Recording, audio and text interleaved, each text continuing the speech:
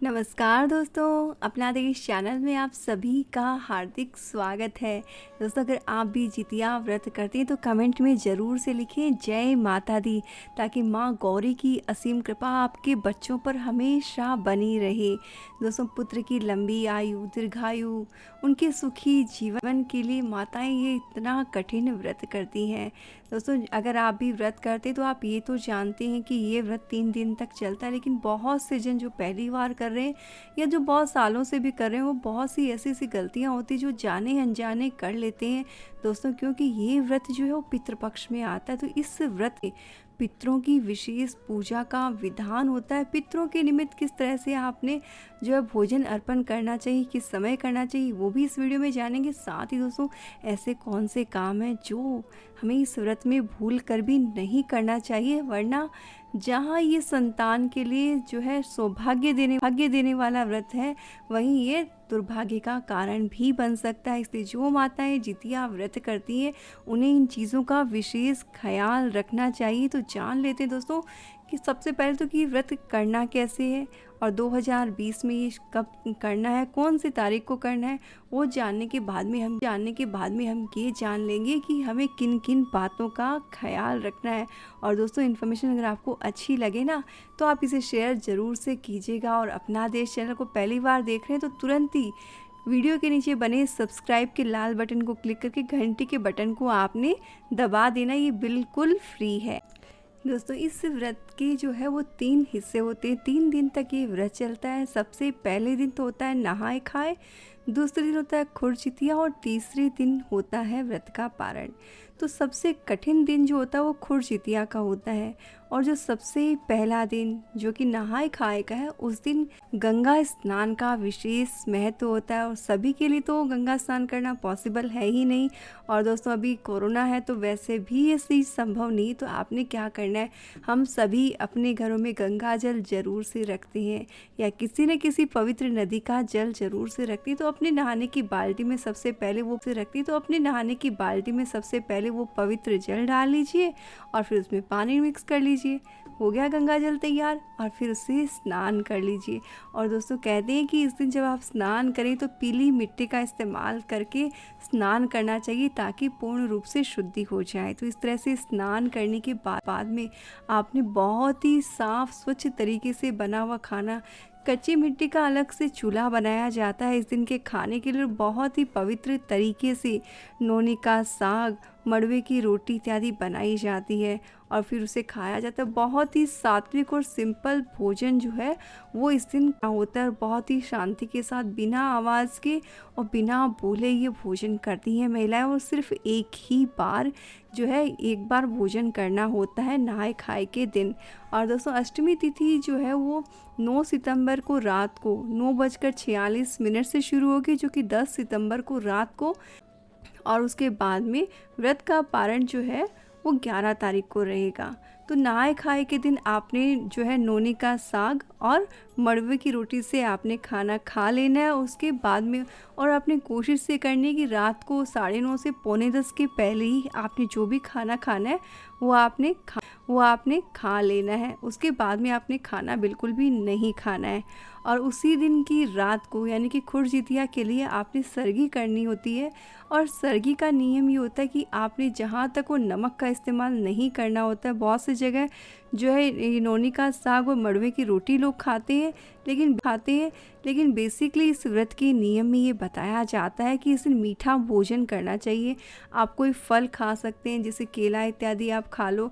और सबसे बढ़िया इसमें ये बताया जाता है कि दही और चिड़वे का आपने भोजन करना चाहिए, यानी कि दही और चिड़वा जो वो आपने उस सरगी के समय आपने खाना है। यानी वो भी कब आपने खाना है, रात को 2 से 3 बजे के बीच में आपने खा लेना है। पानी इत्यादि पी लेना है, ताकि आपको अगले दिन पानी की कमी जो है आपके शरीर में ना हो। इसके साथ ही जो सबसे बड़ी ध्यान रखने वाली बात है कि अगर आप कोई दवाई ले रहे हैं जो अगले दिन आप नहीं ले सकते और आपको कोई प्रॉब्लम हो सकती है, तो आप क्या कर सकते हैं, जब आप सरगी खाएंगे, जो कुछ भी आप हल्का फुल्का उस समय खाते हैं, उसके बाद में आप दवाई ले लीजिए। इससे आपका व्रत भी खंडित नहीं होगा और आपको तकलीफ़ भी नहीं होगी। तो इस तरह से आपने दवाई का सेवन कर लेना है। और उस समय जो है आप जब उस समय भी जब आप भोजन करेंगे तो आपने सबसे ज़रूरी चीज़ का ख्याल क्या रखना है, उस दिन अपने पितरों के निमित्त जब आप सरगी करते हैं तब भी आपने भोजन निकालना है। और जब आप नहाए खाए का भोजन करते हैं, नहाए खाए के भोजन के लिए भी आपने क्या करना है दोस्तों, ननुआ तोरू होती है ना, तुरई जो होती है उसका एक जो होता है जिसे गिलके भी बोलते हैं, तो उसके पत्तों पर भोजन निकाला जाता है। तो उनके पत्तों पे आप मुतवाहन के लिए भोजन निकालना है, चील और सियारनी के लिए निकालना है, साथ ही अपने घर के पितरों के लिए भी आपने भोजन जो ज़रूर से निकालना है। और फिर वो जो नहाए खाए के जो आप भोजन निकालेंगे वो छत में आपने चारों दिशाओं में रख देना चाहिए। और जब आप सरगी करते तो सिर्फ उन लोगों को भोजन निकालना चाहिए जिनकी सास या घर की परिवार की कोई महिलाएं जो कि जितियाँ करती हों, उन्हें उस समय भोजन निकालना चाहिए।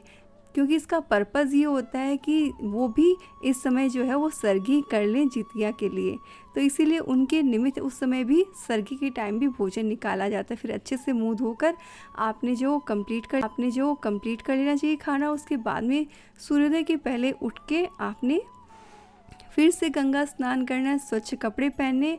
और फिर इस दिन आपने क्या करना है, जीमूतवाहन की जो है आपने प्रतिमा तैयार करनी चाहिए। कई जगह बांस से प्रतिमाएं तैयार की जाती है और कहीं से जो है मिट्टी के भी लोग जो है वो तैयार करते हैं। और सियारनी और चील की जो मूर्तियां हैं वो गोबर और मिट्टी को मिलाकर तैयार की जाती हैं। तो सभी मूर्तियों को तैयार करने के बाद शाम के समय चौकी पर विराजमान करा जाता है। उन पर पीला सिंदूर जो होता है, केसरिया सिंदूर, वो अर्पित किया जाता है। और प्रसाद के रूप में अनरसे का भोग लगता है और कहीं पे ठेकुआ का भोग लगता है। बेसिकली बिहार में ठेकुए का भोग जो है इस दिन लगाया जाता है। और जिसके यहाँ जो परंपरा वो आप निभा सकते हैं, लेकिन बेसिकली अनरसे और ठेकुए का भोग जो है इसमें लगाना चाहिए। और उसके बाद में जो भी आप भोग लगाएंगे वो आपने 4 जगह निकाल देना है। जीमूतवाहन के लिए, चील सियारने के लिए और अपने पितरों के निमित्त। और सारा जब भी आप ये प्रसाद निकालेंगे तो आपने ननुआ के पत्तों पर ही निकालना है। साथ ही पूजा में आपने आपकी जो जितिया है, चाहे वो सोने की, चांदी की, जिस भी चीज़ की जितिया है, उसे गंगा जल से साफ़ करके आपने उसका धागा चेंज कर लेना चाहिए। दोस्तों इसके लिए धागा लाल रंग का मार्केट में मिलता है, आप उसको चेंज कर सकते हैं और यह गुथवा भी सकते हैं। तो इस तरह से आपने अपनी जितिया को धोकर साफ़ करके पूजा में रख लेना चाहिए। साथ ही जितनी आपकी संतानें हैं, जितने आपके बच्चे हैं, उतने लाल धागे आपने पूजा में रखने चाहिए, तो वो आपने रख लेने। तो इस तरह से आपके बाद में जितिया व्रत की आपने कथा सुन लेनी चाहिए। तो इस तरह से आपने व्रत जो है वो करना। फिर अगले दिन सुबह में 11 सितंबर को सुबह में आपने सूर्योदय के बाद में व्रत का पारण करना होता है। इसके लिए फिर से नदी में या नदी के जल से स्नान करने के बाद में आपने जहाँ चौकी पर पूजा करी है वहाँ फिर से दीपक इत्यादि जलाकर पूजा कर लेनी है। पूजा के बाद में फ्रेश आपने जिस चीज़ से आप सरगी करते हो, जो चीज़ आप सरगी में खाते हो, वही चीज़ का भोग लगाया जाता है। जैसे अगर आपके यहाँ दही चिड़वा खाकर सरगी करने की प्रथा है तो वही चीज़ का भोग आप पारण के दिन आप लगाएंगे और उसी से आप अपना व्रत का पारण करेंगे। और दोस्तों 11 सितंबर को 12 बजे के पहले आपने व्रत का पारण कर लेना है। उसके संबंध में भी दोस्तों बहुत से जन में ये चीज़ प्रचलित है कि जितना लंबा व्रत करते हैं उतना ही ज़्यादा संतान के लिए अच्छा होता है। इसलिए माताएं बहुत देर तक व्रत को खोलती हैं दोस्तों। नॉर्मली क्या होता है, जैसे ही व्रत का समय कंप्लीट होता है लेडीज़ अपना व्रत खोल लेती हैं, चाहे वो करवा चौथ का व्रत हो, कोई भी व्रत हो, सुबह जल्दी व्रत खोलती हैं। लेकिन इस व्रत में महिलाएं अपने आप को और ज़्यादा तपाती हैं, तप करती हैं और बहुत लंबा व्रत करती हैं ताकि उनकी संतान जो है हमेशा खुश रहे। अपनी संतान की मंगल कामना के लिए वो इस व्रत को बहुत अधिक लंबा कर लेती हैं। तो 12 बजे तक भी जो है लेडीज़ व्रत का पारण करती हैं। लेकिन ख्याल है 11 सितंबर को 12 बजे के पहले ही आपने व्रत का पारण कर लेना। व्रत के पारण में आपने दान इत्यादि करने के बाद में जो लाल धागा है वो आपने पूजा के समय अपने गले में, आपकी संतान पूजा कंप्लीट होने के बाद आपके पैर छुएंगी तो आशीर्वाद के रूप में वो लाल धागा उनके गले में आपने पहना देना चाहिए। और ख्याल रहे दोस्तों, इस धागे को आपने संभाल कर रखना चाहिए। पहले साल के जो धागे रहते हैं उन्हें आपने जब तक आप पहनते हैं ठीक है, उसके बाद में आप उसे संजो कर रख दें। और 1 साल तक रहने के बाद अगले साल जब आप नया धागा लेते हैं उस समय उस पुराने वाले धागे को सिरा देना चाहिए, विसर्जित कर कर देना चाहिए। तो इस तरह से आप इस धागे को बहुत संभाल कर रखें दोस्तों। इसका इस व्रत में सबसे ज़्यादा महत्व होता है, इसे रक्षा सूत्र माना जाता है। तो इस चीज़ का आपने ख्याल रखना। ये तो हो गए इस व्रत के बेसिक नियम। दोस्तों अब जान लेते हैं कि इस व्रत को अगर हम करते हैं तो किन किन बातों का हमें ख्याल रखना है, कौन कौन सी चीज़ें जो भूल कर भी नहीं करनी है, और साथ ही ये भी कि किन्हें ये व्रत नहीं करना चाहिए। सबसे पहली चीज़ तो दोस्तों ये होती है कि माताएं चाहे कितनी भी बीमार हो, जहाँ संतान का मामला आता है ना, सब कुछ भूल जाती हैं, अपनी तबीयत को, शरीर को, सबको भूल कर व्रत करने लग जाती हैं। तो ऐसी गलती ना करें। अगर आपका स्वास्थ्य, आपका शरीर अच्छा नहीं है तो पहले अपने डॉक्टर से सलाह लें। अगर वो परमिशन दें कि हाँ आप व्रत करने के लिए जो सक्षम है तो ही आपने व्रत करना चाहिए। क्योंकि दोस्तों व्रत का एक बार संकल्प ले लिया तो व्रत बीच में छोड़ा नहीं जाता है, और अगर आप बाद में बीमार होती तो ये अच्छा संकेत नहीं है। इसलिए आपने ख्याल रखना है, पहले ही चेकअप करा लेना है, डॉक्टर परमिशन दे तभी आपने व्रत करना है। दूसरी चीज़ है कि जब आप व्रत करें तो उसके एक दिन पहले से ही आपने तामसी भोजन नहीं करना चाहिए, यानी कि लहसुन, प्याज, मांसाहार बिल्कुल भी नहीं करना चाहिए। बिल्कुल सात्विक खाना जो है ना वो आपने खाना चाहिए, यानी उस जो निरामिष भोजन है उसका कोई भी अंश आपके शरीर में ना रहे। इसलिए पहले दिन से ही व्रत जो है वो शुद्धि आता है, यानी कि आपने बिल्कुल सात्विक खाना खाना है। और इसके बाद में अगली चीज़ ये कि पानी की कमी के कारण डिहाइड्रेशन हो जाता है, पानी की कमी हो जाती है शरीर में। तो उससे बचने के लिए आपने क्या करना चाहिए, आपने धूप में नहीं जाना चाहिए, क्योंकि धूप में जाने से पसीना आएगा जिससे पानी की कमी हो जाएगी और आप बीमार पड़ सकते हो। तो आपने करना क्या है, आपने धूप में जाने से अवॉइड करना चाहिए। ऐसे काम जिसमें बहुत ज़्यादा पसीना आने के चांसेस हैं वो सब काम आपने बिल्कुल भी नहीं करनी है। और आपने शरीर को जितना ठंडा रख पाते हैं उतना रखना है, क्योंकि जितना आप ठंडा रखेंगे उतनी ही आपको प्यास कम लगेगी। तो इस बात का ख्याल रखना है।